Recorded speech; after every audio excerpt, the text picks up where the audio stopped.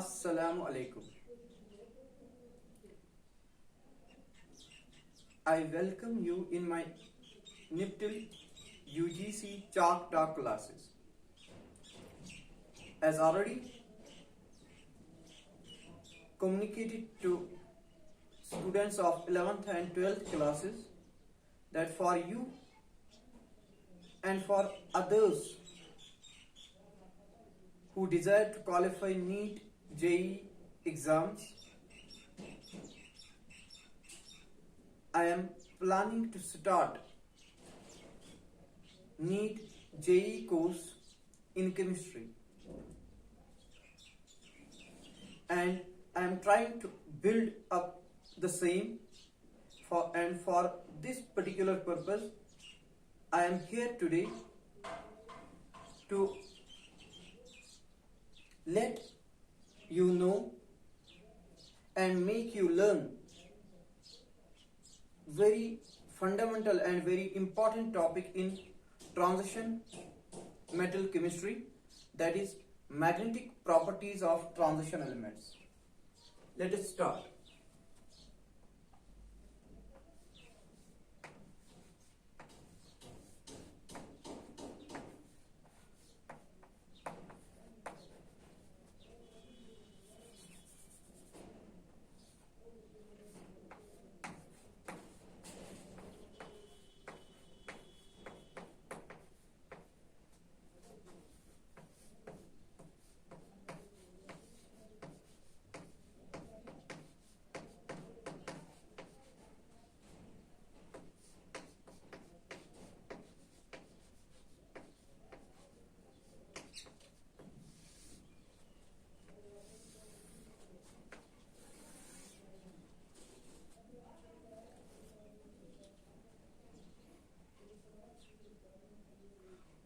On basis of behavior of substance in external magnetic field, on basis of behavior shown by substance in external magnetic field, generally substances are classified into four types. Number one, diamagnetic substance, and behavior of this substance is called diamagnetism.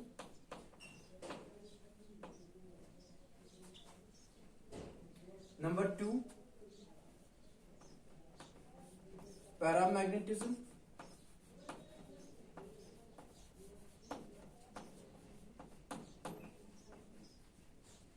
Number three, ferromagnetism.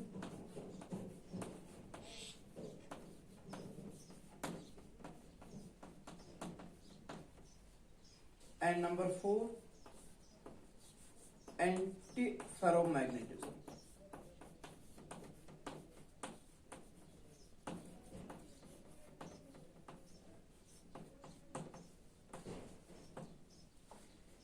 किसी भी substance को अगर external magnetic field में रखेंगे तो substance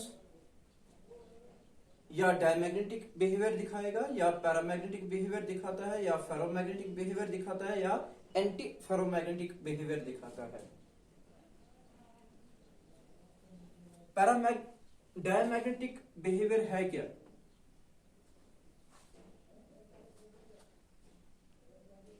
मानो substance हमने रखा एक्सटर्नल मैग्नेटिक फील्ड में, अगर एक्सटर्नल मैग्नेटिक फील्ड में इस सबस्टेंस को वीक रिपल्शन मिल रही है, अगर सबस्टेंस एक्सपीरियंस कर रहा है इस एक्सटर्नल मैग्नेटिक फील्ड में वीक रिपल्शन, इस वीक रिपल्शन को हम नाम देते हैं डायमैग्नेटिज्म। इसलिए डायमैग्नेटिज्म है क्या? It is weak repulsion experienced by substance in external magnetic field, weak repulsion.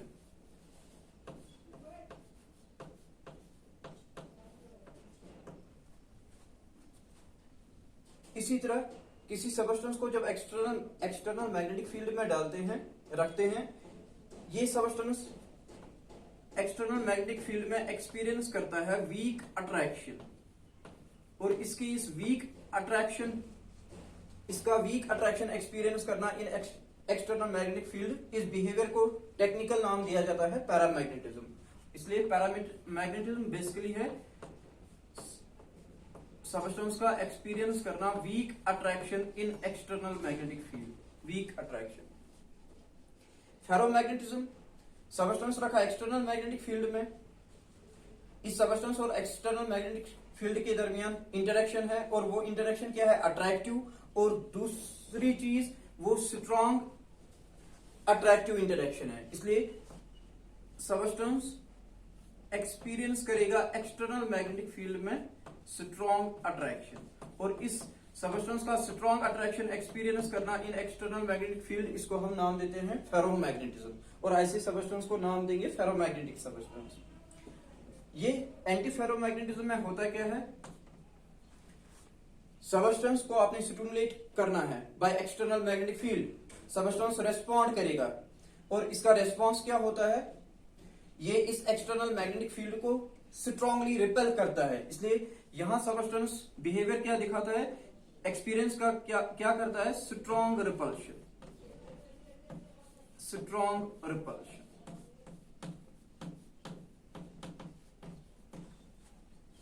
इसलिए इस साइंस में वीक सबस्टेंस को रखा एक्सटर्नल मैग्नेटिक फील्ड में, अगर रेस्पॉन्स वीक रिपल्शन है, अगर रेस्पॉन्स है कि it gets weakly repelled, technical behaviour को टेक्निकल नाम देंगे, रेस्पॉन्स को टेक्निकल नाम देंगे डायमैग्नेटिज्म। अगर वीक अट्रैक्शन, रेस्पॉन्स को टेक्निकल नाम देंगे पैरामैग्नेटिज्म। अगर स्ट्रॉन्ग अट्रैक्शन, रेस्पॉन्स को टेक्निकल नाम देंगे फेरोमैग्नेटिज्म। अगर स्ट्रॉन्ग रिपल्शन, रेस्पॉन्स को टेक्निकल नाम देंगे एंटी फेरोमैग्नेटिज्म। इस ऐसे सबस्टेंस को नाम देंगे डायमैग्नेटिक सबस्टेंस, इसको नाम देंगे पैरामैग्नेटिक सबस्टेंस, इसको नाम देंगे फेरोमैग्नेटिक सबस्टेंस, इनको नाम देंगे पैरामैग्नेटिक सबस्टेंस। अब इन डिटेल मैग्नेटिक प्रॉपर्टीज पढ़ाया जाता है सॉलिड स्टेट में। सॉलिड स्टेट में आपको इन डेप्थ पढ़ना है diamagnetism, paramagnetism, ferromagnetism and anti ferromagnetism. या कुछ स्टूडेंट्स ने ऑलरेडी पढ़ा होगा सॉलिड स्टेट, उनको पता होगा डायमैग्नेटिज्म क्या है, फेरोमैग्नेटिज्म क्या है, या पैरा या एंटी फेरोमैग्नेटिज्म क्या है। मगर आज मैं यहां डिस्कस करने जा रहा हूं ट्रांजिशन एलिमेंट्स की ये property, paramagnetic property. Maximum transition elements या मैक्सिमम डी ब्लॉक एलिमेंट्स दिखाते हैं पैरामैग्नेटिज्म। ट्रांजिशन एलिमेंट्स का ये एक इंपॉर्टेंट कैरेक्टरिस्टिक है कि उनको ट्रांजिशन मेटल एटम्स को या ट्रांजिशन मेटल आयन्स को जब एक्सटर्नल मैग्नेटिक फील्ड में डालते हैं, they experience weak attraction, they are weakly attracted.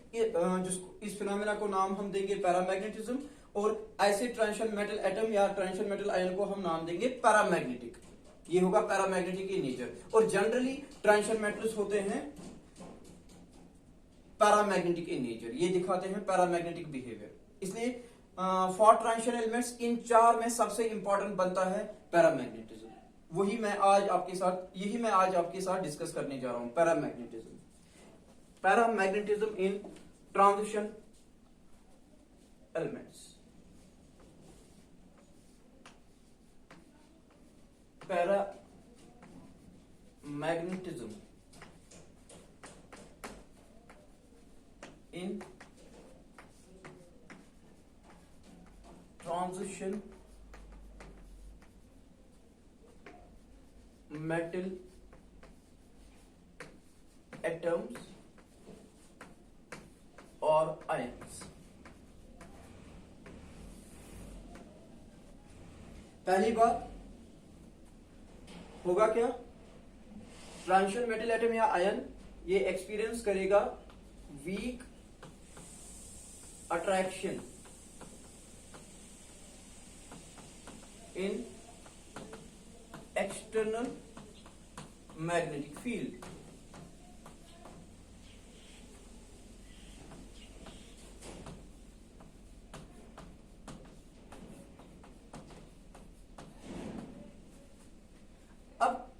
Question है वाई ट्रांजिशन मेटल एटम या ट्रांजिशन मेटल आयन जो है इसको क्यों वीक अट्रैक्शन देगा एक्सटर्नल मैग्नेटिक फील्ड, ये क्यों एक्सटर्नल मैग्नेटिक फील्ड को वीकली अट्रैक्ट करेगा या इसको क्यों external magnetic field weakly attract करेगा, वीक अट्रैक्शन देगा। इसलिए question arises why.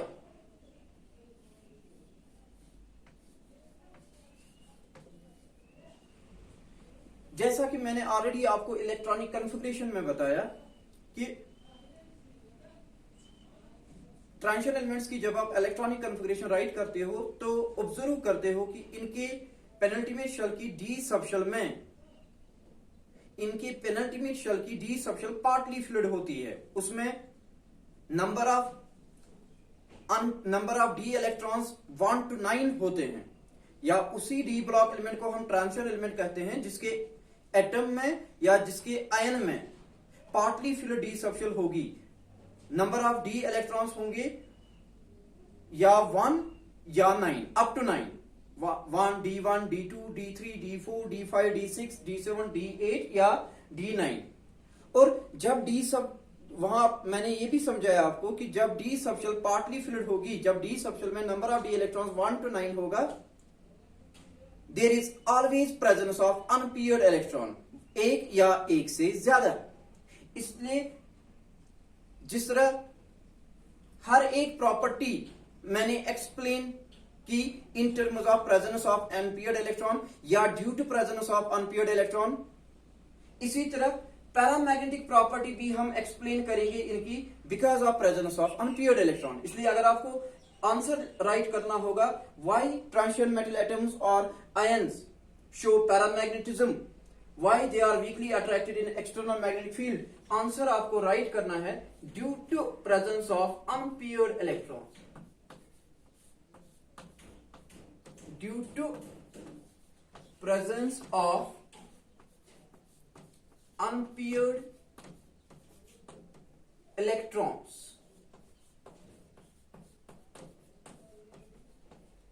in d subshell of penultimate shell।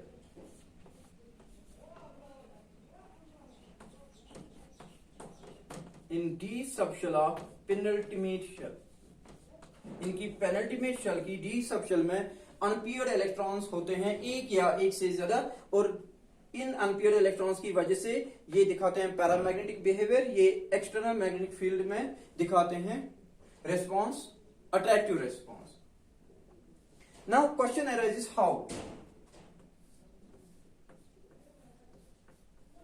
How कैसे अनपेयर्ड इलेक्ट्रॉन्स होने से ये क्यों पैरामैग्नेटिज्म दिखाते हैं।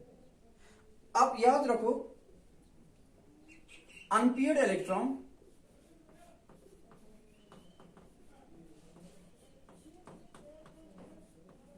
चार्जड पार्टिकल है, इलेक्ट्रॉन चार्जड पार्टिकल है, और अनपेयर्ड इलेक्ट्रॉन है चार्जड पार्टिकल।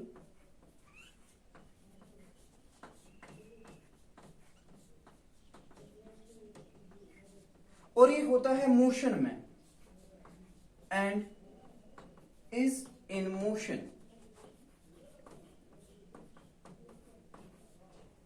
और फिजिक्स का कंसेप्ट है कि जब भी एक चार्जड पार्टिकल मोशन में होगा, जब भी एक चार्जड पार्टिकल एक्सेलरेट करेगा, या इन जनरल जब भी एक चार्जड पार्टिकल मोशन में होगा, ये प्रोड्यूस करेगा मैग्नेटिक फील्ड, इसलिए ये बिहेव करेगा एज टाइनी मैग्नेट।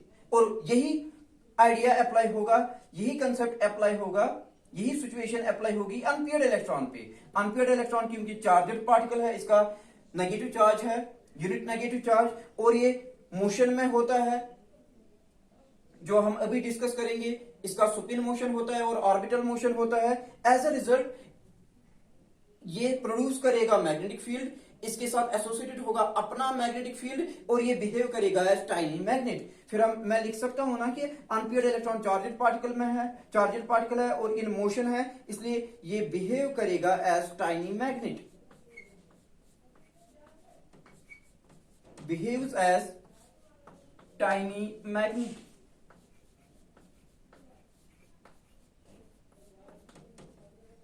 अब इसके डेप्थ में थोड़ा जाएंगे, देखेंगे अनपेयर्ड इलेक्ट्रॉन या एक इलेक्ट्रॉन का क्या मोशन होता है। पहला इलेक्ट्रॉन दिखाता है सुपिन मोशन। एटम में इलेक्ट्रॉन का होता है सुपिन मोशन। सुपिन मोशन में इलेक्ट्रॉन करता क्या है? इलेक्ट्रॉन या अनपेयर्ड इलेक्ट्रॉन, आप इलेक्ट्रॉन भी लिख सकते हो, ये किसी भी इलेक्ट्रॉन के लिए अप्लाई होगा। Unpaired electron rotates about its own axis.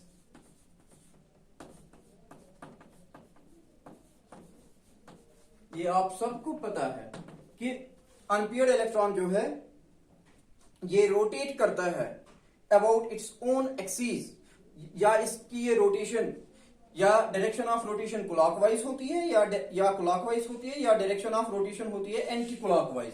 और इस क्लॉकवाइज या anti clockwise rotation of electron, इसको हम नाम देते हैं सुपिन मोशन। और इस सुपिन मोशन से इस सुपिन मोशन के दौरान प्रोड्यूस हो जाता है सुपिन, जनरेट हो जाता है spin angular momentum. Supin motion के दौरान इलेक्ट्रॉन जनरेट करता है, इलेक्ट्रॉन प्रोड्यूस करता है सुपिन एंगुलर मोमेंटम। इलेक्ट्रॉन का होता है सुपिन एंगुलर मोमेंटम, और इसका ये spin angular momentum in turn produce करता है सुपिन मैग्नेटिक मोमेंट।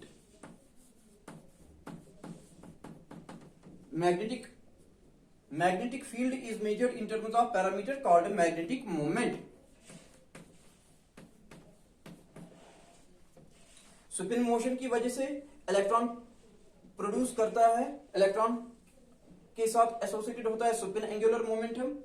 ये spin angular momentum in turn produce करता है सुपिन मैग्नेटिक मोमेंट, मतलब spin magnetic field. Magnetic field whose origin is supin, या magnetic moment whose origin is supin। Magnetic moment एक parameter है which gives measure of magnetism of unpaired electron। ये parameter है जिसमें हम मैग्नेटिक फील्ड को major करते हैं, सुपिन मैग्नेटिक मोमेंट। और ये सुपिन मैग्नेटिक मोमेंट जो है ये कम होगा या ज्यादा, it is determined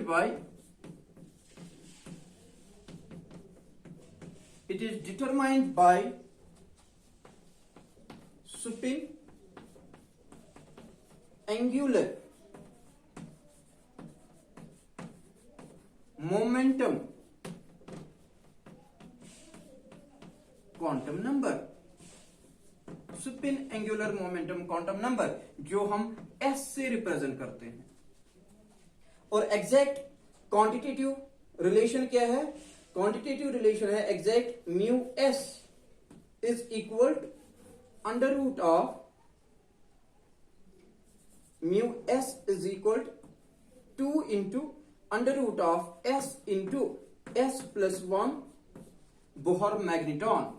Bohr magneton is unit of magnetic moment, और एक अनपेयर्ड इलेक्ट्रॉन के लिए बोहर मैग्नेटॉन का वैल्यू होता है 1.73। फिर से मैं बोलूंगा, सुपिन मोशन की वजह से प्रोड्यूस हो जाता है spin angular momentum. Supin angular momentum की वजह से इन टर्न प्रोड्यूस होता है सुपिन मैग्नेटिक मोमेंट, और कम प्रोड्यूस होगा या ज्यादा डिटरमाइनिंग पैरामीटर है spin angular momentum quantum number. Such that अगर एटम में अनपेयर्ड इलेक्ट्रॉन्स का spin angular momentum quantum number ज्यादा होगा, सुपिन मैग्नेटिक मोमेंट भी जनरेट ज्यादा होगा। और एग्जैक्ट डिपेंडेंस क्या है सुपिन मैग्नेटिक मोमेंट की ऑन सुपिन एंगुलर मोमेंटम? वो ये है mu s is equal to under root of s into s plus 1 Bohr magneton. ये एस इधर क्या है? It is Supin angular momentum quantum number for one unpaired electron. एक unpaired electron के लिए,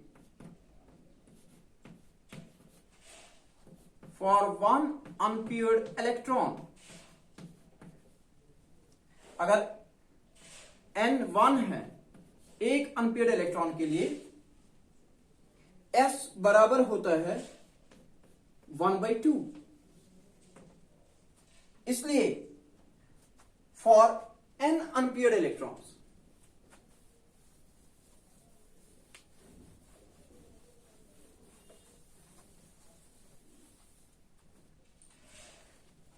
अनपेयर्ड इलेक्ट्रॉन का होता है सुपिन मोशन, रोटेट करता है अबाउट इट्स ओन एक्सिस या क्लॉकवाइज या एंटी क्लॉकवाइज। सुपिन मोशन की वजह के दौरान ये प्रोड्यूस करता है सुपिन एंगुलर मोमेंटम, जो इंटरन प्रोड्यूस करता है सुपिन मैग्नेटिक मोमेंट, और सुपिन मैग्नेटिक मोमेंट डिटरमाइन करता है इसका spin angular momentum quantum number. Exact dependence है ये μs = 2√s/s+1 बोहर मैग्नेटॉन। एक अनपेयर्ड इलेक्ट्रॉन के लिए spin angular momentum quantum number का वैल्यू है n/1/2, और फॉर n अनपेयर्ड इलेक्ट्रॉन्स, अगर n अनपेयर्ड इलेक्ट्रॉन्स होंगे, s का वैल्यू होगा एक अनपेयर्ड इलेक्ट्रॉन का s क्या था 1/2 मल्टीप्लाइड बाय n, ये बनेगा इक्वल टू n/2। अब s प्रैक्टिकल पैरामीटर उतना नहीं है जितना n है, नंबर ऑफ अनपेयर्ड इलेक्ट्रॉन्स, क्योंकि नंबर ऑफ इलेक्ट्रॉन्स रिलेटेड है विद इलेक्ट्रॉनिक कन्फिगरेशन। जिस स्टूडेंट को इलेक्ट्रॉनिक कन्फिगरेशन पता होगी, राइट करनी आएगी, उसको पता होगा डी सेक्शन में कितने अनपेयर्ड इलेक्ट्रॉन्स है, अकॉर्डिंगली वो डिटरमाइन कर पाएगा सुपिन मैग्नेटिक मोमेंटम का वैल्यू। इसलिए यहां आप प्रेफरेंस दे सकते हो, आप मैग्नेटिक मोमेंट को इंस्टेड ऑफ s आप n से एक्सप्रेस कर सकते हो। एंड फॉर दैट आपको करना क्या है, आपको s सब्स्टिट्यूट करना है इन टर्म्स ऑफ n।